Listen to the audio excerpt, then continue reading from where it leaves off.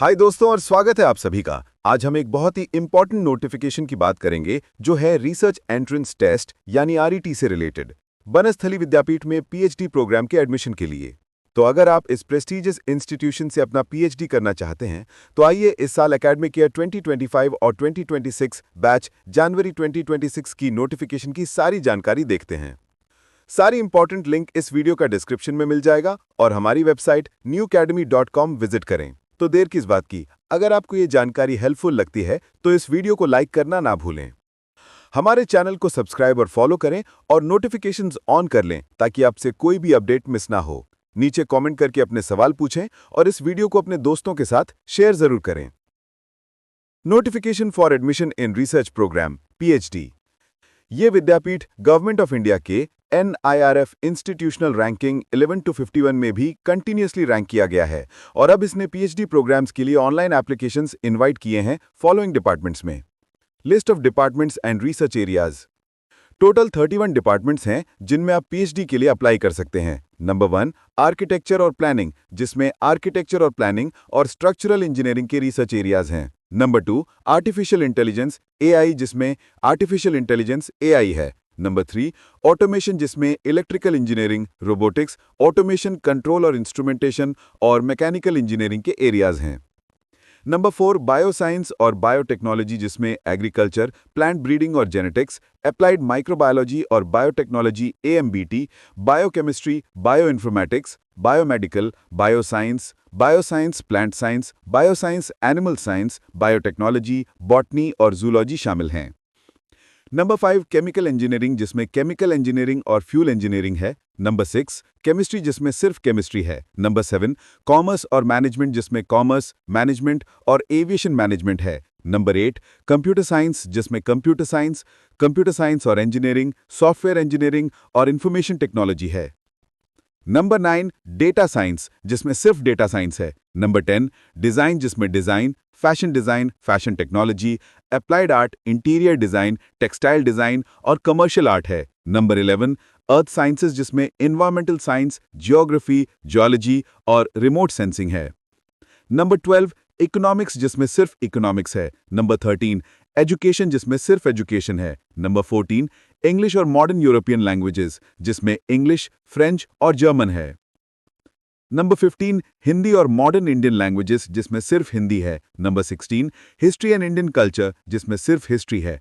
Number 17 home science, जिसमें home science, clothing और textile, home science extension और communication, home science, food science और nutrition, home science, human development और home science, resource management है।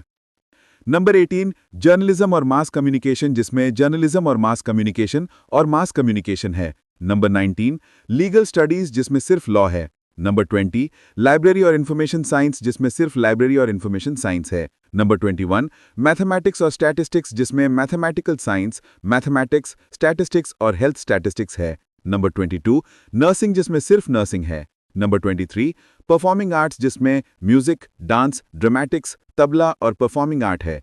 Number 24 pharmacy, जिसमें pharmaceutical sciences, pharmaceutics, pharmacognosy, pharmacology, pharmacy, industrial pharmacy, medicinal chemistry, pharmaceutical chemistry और pharmaceutical quality assurance है। Number 25 physical education, जिसमें physical education और योगा है। Number 26 physical sciences, जिसमें electronics और communication engineering, electronics engineering, physics और VLSI design है। Number 27 political science और पब्लिक एडमिनिस्ट्रेशन, जिसमें पॉलिटिकल साइंस और पब्लिक एडमिनिस्ट्रेशन है। नंबर 28 साइकोलॉजी, जिसमें सिर्फ साइकोलॉजी है। नंबर 29 संस्कृत, फिलॉसफी और वैदिक स्टडीज, जिसमें फिलॉसफी और संस्कृत हैं। नंबर 30 सोशियोलॉजी, जिसमें सोशल वर्क, सोशियोलॉजी और विमेन स्टडीज है। और नंबर 31 विजुअल आर्ट्स, जिसमें drawing, painting, visual arts, applied arts, fine arts और पेंटिंग शामिल हैं। इंपॉर्टेंट नोट, आपको ये नोट करना चाहिए कि रिसर्च एरियाज आगे और भी एक्सपैंड किए जा सकते हैं। एग्जिस्टिंग रिसर्च एरियाज के अलावा कई इमर्जिंग और नॉवल थ्रस्ट एरियाज को भी रिसर्च के लिए कंसिडर किया जा सकता है। सभी डिजायरस एस्पिरेंट्स को RET के लिए रजिस्टर करना जरूरी है। सिलेबाई, मोड ऑफ एग्जामिनेशन और पैटर्न ऑफ क्वेश्चन पेपर की सारी डिटेल्स वेबसाइट पर अपलोड कर दी गई है। Important dates for research test. Research test से जुड़ी कुछ जरूरी तारीखें यहाँ दी गई हैं। रिसर्च टेस्ट की डेट और टाइम है 21 दिसंबर 2025 11:00 AM to 1:00 PM। Entrance test form जमा करने की लास्ट डेट है 14 दिसंबर 2025। इंटरव्यू के लिए शॉर्टलिस्टेड कैंडिडेट की लिस्ट का डिक्लेरेशन होगा 24 दिसंबर 2025 को। इंटरव्यू की डेट है 31 दिसंबर 2025 से 12 जनवरी 2026। एडमिशन के लिए शॉर्टलिस्टेड कैंडिडेट की लिस्ट का डिक्लेरेशन होगा 15 जनवरी 2026 को। एडमिशन की ड्यूरेशन है इंटरव्यू के शॉर्टलिस्टेड कैंडिडेट की लिस्ट के डिक्लेरेशन के बाद विद इन 15 डेज। ध्यान दें, एकेडमिक ऑफिस 15 दिन के बाद एडमिशन के लिए एंटरटेन नहीं करेगा और सीट ऑटोमेटिकली वेटिंग एस्पिरेंट्स को ट्रांसफर कर दी जाएगी। Details of course work examination. Course work examination से रिलेटेड डिटेल्स भी यहां दी गई हैं। कोर्स वर्क एग्जामिनेशन की डेट है 21 दिसंबर 2025 और कोर्स वर्क एग्जामिनेशन का टाइम है 0200 PM से 0400 PM। एलिजिबिलिटी। एक पीएचडी एस्पिरेंट जिन्होंने 1 ईयर और 2 सेमेस्टर मास्टर्स डिग्री प्रोग्राम किया है, 4 ईयर और 8 सेमेस्टर बैचलर्स डिग्री प्रोग्राम के बाद, या फिर जिन्होंने 2 ईयर और 4 सेमेस्टर मास्टर्स डिग्री प्रोग्राम किया है, 3 ईयर बैचलर्स डिग्री प्रोग्राम के बाद, या फिर जिनके पास ऐसी क्वालिफिकेशंस हैं जिन्हें करस्पॉन्डिंग स्टैट्यूटरी रेगुलेटरी बॉडी ने मास्टर्स डिग्री के इक्विवेलेंट घोषित किया है, उस सब्जेक्ट में या रिलेटेड और अलाइड एरिया में एटलीस्ट 55% एग्रीगेट मार्क्स और एन इक्विवेलेंट सीजीपीए के साथ, एससी एसटी डिफरेंटली एबल्ड और ईडब्ल्यूएस कैटेगरी के केस में ये 50% है, या फिर वो एस्पिरेंट जिन्होंने यूनिवर्सिटी ग्रांट्स कमीशन द्वारा कंडक्ट किया गया नेशनल एलिजिबिलिटी टेस्ट यानी नेट क्वालिफाई किया हो, वो पीएचडी प्रोग्राम में एडमिशन के लिए एकेडमिक ईयर के दौरान किसी भी समय अप्लाई कर सकते हैं ताकि वो विद्यापीठ द्वारा अप्रूव्ड एक सुपरवाइजर की गाइडेंस में अपना रिसर्च वर्क कर सकें। लेकिन एक कैंडिडेट जो 4 ईयर और 8 सेमेस्टर बैचलर्स डिग्री प्रोग्राम के बाद एडमिशन चाहते हैं, उन्हें मिनिमम 75% मार्क्स इन एग्रीगेट और इसका इक्विवेलेंट ग्रेड, जहां ग्रेडिंग सिस्टम फॉलो किया जाता है, होना चाहिए। SC ST OBC non creamy layer, differently abled और ईडब्ल्यूएस कैटेगरीज के लिए ये 70% है। हर कैंडिडेट को रिसर्च एंट्रेंस टेस्ट यानी रेट में अपीयर होना होगा, accept for the department of performing arts, visual art, design and architecture. Rate qualify करना एनरोलमेंट के लिए मैंडेटरी रिक्वायरमेंट है। नोट: एक पीएचडी एस्पिरेंट जिन्होंने नेट यानी national eligibility test, SLET, GATE, GPAT qualify किया हो, या जिन्होंने एमफिल में 55% मार्क्स प्राप्त किए हों और जिन्हें एमफिल प्रोग्राम में एंट्रेंस एग्जामिनेशन के थ्रू एडमिट किया गया था, उन्हें रिसर्च एंट्रेंस टेस्ट से एग्जेम्प्ट किया जा सकता है। प्रोसीजर फॉर एडमिशन: हर कैंडिडेट को रिसर्च एंट्रेंस टेस्ट में अपीयर होना है, except for the department of performing arts, visual arts, design and architecture. एक पीएचडी एस्पिरेंट जिन्होंने NET, SLET, GATE, GPAT qualify किया हो या एमफिल में 55% मार्क्स के साथ एमफिल प्रोग्राम में एंट्रेंस एग्जामिनेशन के थ्रू एडमिट हुए हों, उन्हें रिसर्च एंट्रेंस टेस्ट से एग्जेम्प्ट किया जा सकता है। नेट में क्वालिफाई करने वाले स्टूडेंट्स को 3 कैटेगरीज में डिवाइड किया गया है।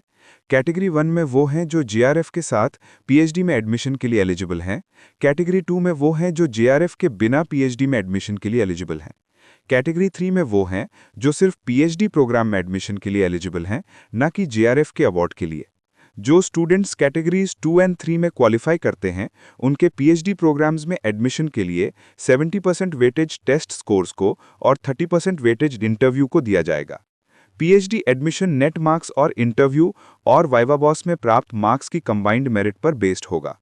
कैटेगरीज 2 एंड 3 के कैंडिडेट्स द्वारा नेट में प्राप्त मार्क्स पीएचडी में एडमिशन के लिए 1 वर्ष की अवधि के लिए वैलिड रहेंगे।